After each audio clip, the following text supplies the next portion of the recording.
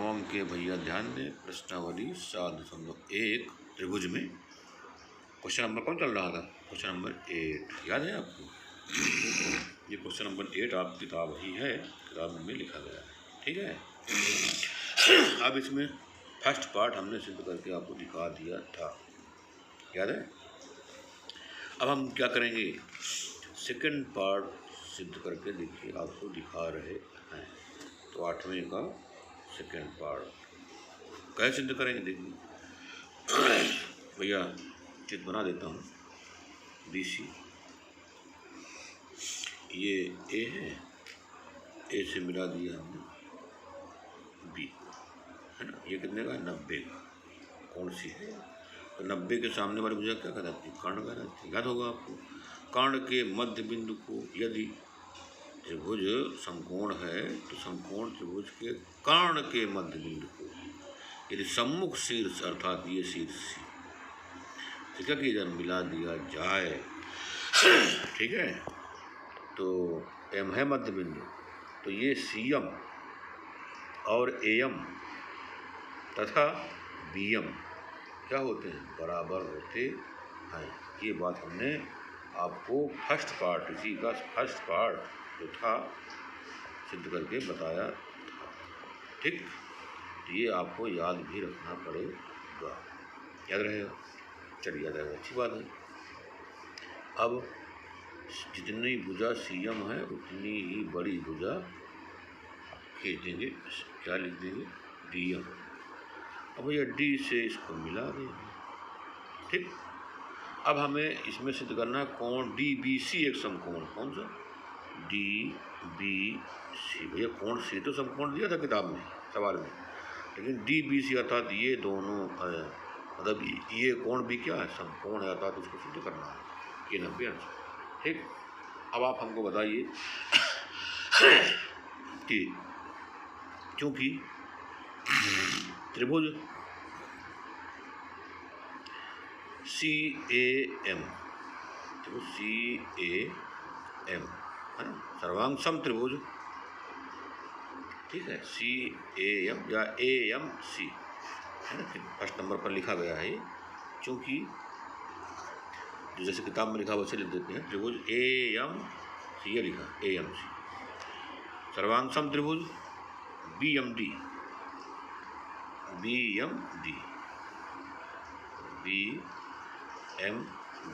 ठीक है। तो त्रिभुज AMC और BMD ये दोनों त्रिभुज क्या थे? सर्वांग सम थे। ये बात हमने सिद्ध करके बताया था फर्स्ट नंबर पर, ठीक।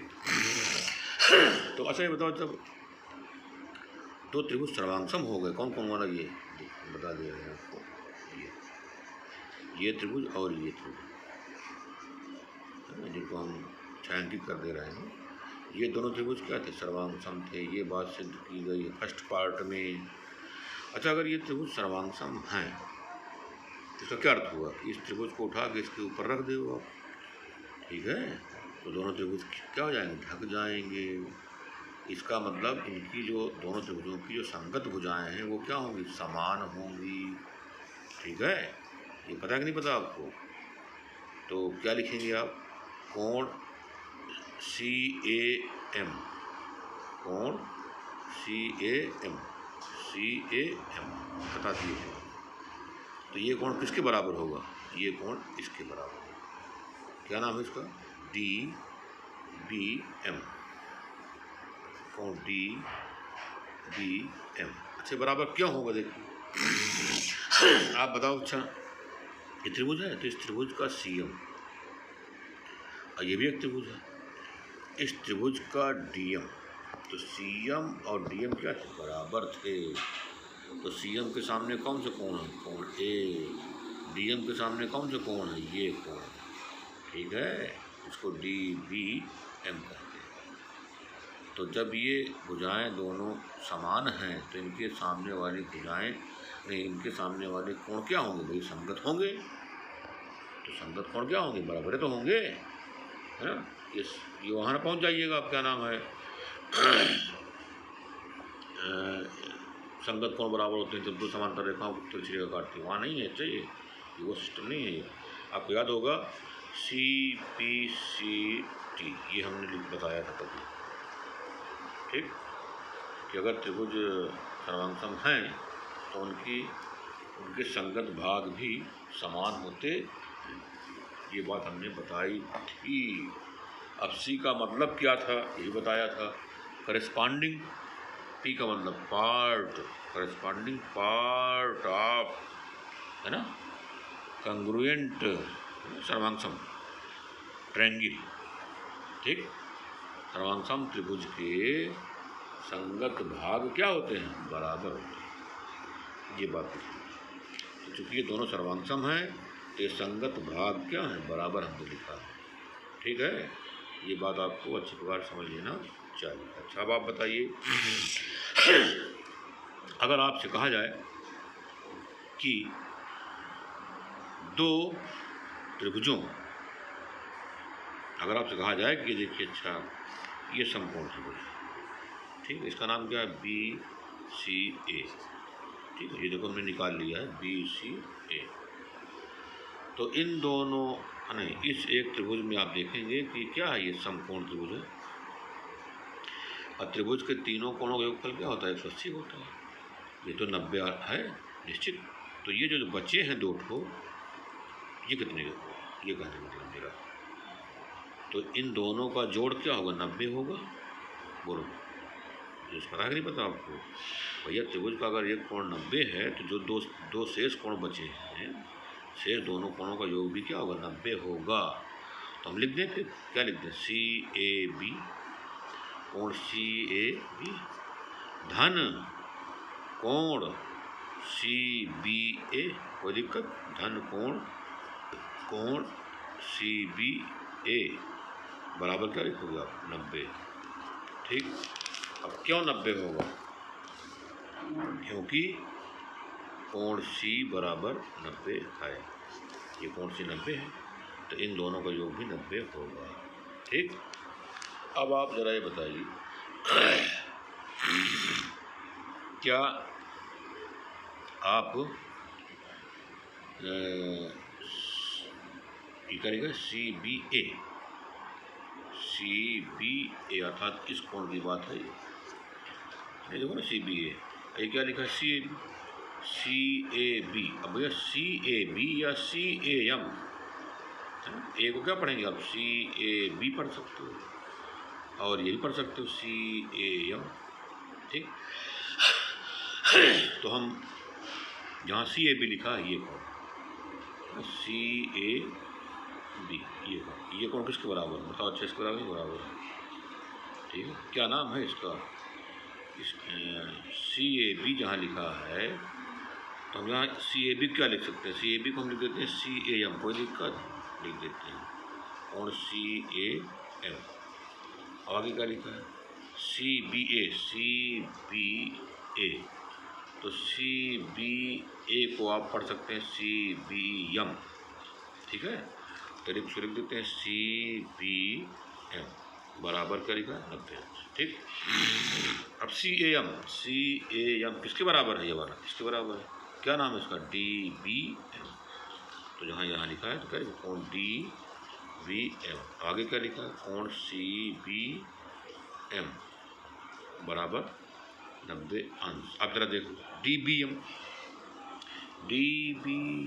ये, अब फिर क्या लिखा है, सी बी एम, अर्थात ये, इन दोनों का योग क्या है, 90, साफ लिखा, ठीक। भैया इन दोनों को योग 90 है, तो इन दोनों को हम क्या कह सकते हैं, डी बी सी, ठीक। तो इसके स्थान पर क्या लिखेंगे, कोण डी बी सी, आगे क्या लिखा है, 90, देखिए सिद्ध हो गई बात। सेकंड नंबर क्या लिखना है, ये देखो, ठीक है ना, डी बी सी एक समकोण है, ये बात सिद्ध करनी है, तो कोण डी बी सी क्या है, 90 अंश है, इसको लिख सकते हैं, अतः कोण डी बी सी समकोण है, ठीक, बात समाप्त, ये हो गई। अब आइए देखते हैं, फिर लिखा है किताब में, क्या लिखा है, देखिए, कोण त्रिभुज डी बी सी, यहाँ देखिए डी बी सी, ये पूरा त्रिभुज, और त्रिभुज क्या है, ACB, देखिए यहाँ पर ACB अर्थात ये पूरा त्रिभुज, दोनों त्रिभुज क्या लिखाना है? सर्वांग सम। तो इसमें क्या लिखा चित्र में देख लो, एक का नाम क्या है? DBC, लिख दीजिए त्रिभुज, 3rd नंबर है त्रिभुज DBC, और त्रिभुज भैया DBC हो गया, इसका नाम क्या है? BCA या ACB, त्रिभुज ACB में, ठीक, एक इस समकोण त्रिभुज में और इधर ये समकोण त्रिभुज। तो दोनों में क्या है? दोनों त्रिभुजों में BC तो उभयनिष्ठ, लिख दीजिए BC उभयनिष्ठ है, ठीक। फिर आप क्या लिखोगे? कोण DBC अर्थात ये कोण कितने का है? 90 का, ठीक। फिर ये कोण DBC बराबर कोण ACB, ये भी तो 90 का है, बराबर कोण ACB। क्यों बराबर? क्योंकि दोनों 90-90 के। फिर देखिए, फिर आप क्या लिखेंगे? या क्या लिखेंगे? आप खुद अच्छी प्रकार से जानते हैं, ठीक,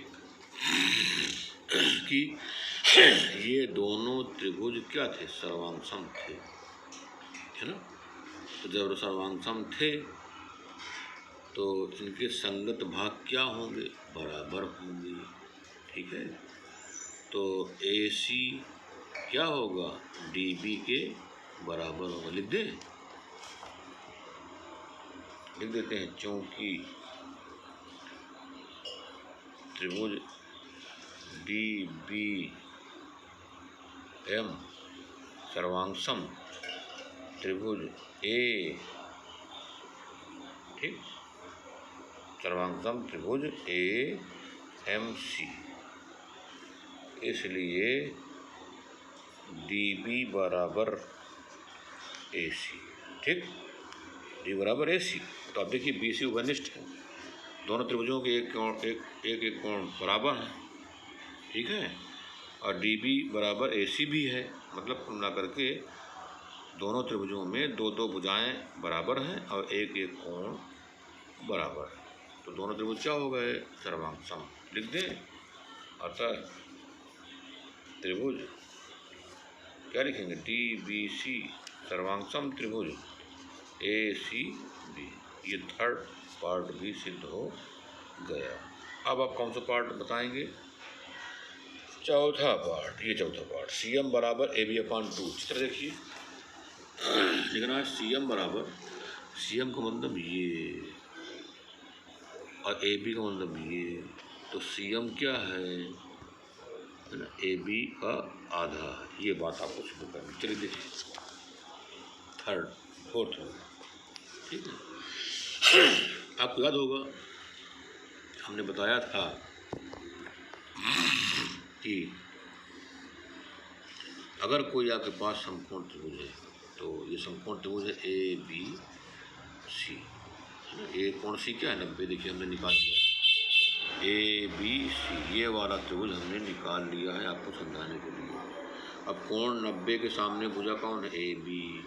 AB का मध्य बिंदु क्या है? M, है ना।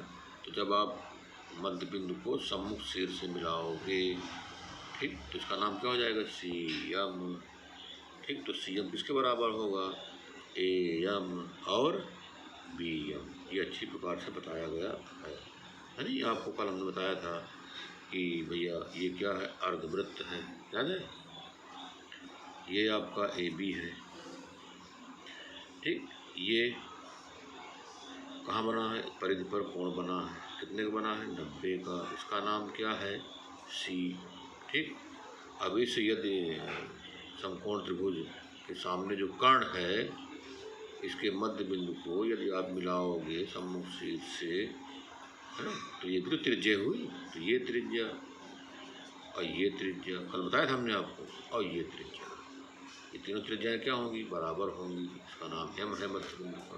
तो बिल्कुल यही सिस्टम यहाँ लागू होता है, ठीक। तो लिख दीजिए, चूंकि, साफ लिख दीजिए, चूंकि समकोण समकोण त्रिभुज में कर्ण का मध्य बिंदु यदि सम्मुख शीर्ष से मिलाया जाता है तो ठीक है रेखाखंड CM ठीक बराबर AM बराबर BM ठीक। समकोण त्रिभुज में कर्ण का मध्य बिंदु यदि सम्मुख शीर्ष से मिलाया जाता है तो रेखाखंड या खंड लिखा रेखा खंड CM बराबर AM बराबर BM ठीक है। जहाँ कर्ण क्या है AB है ना, मध्य बिंदु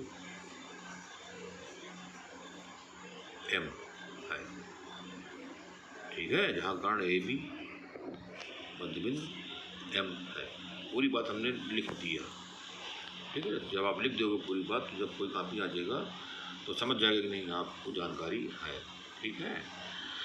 अब क्या लिखोगे, अब आप जानते हो AB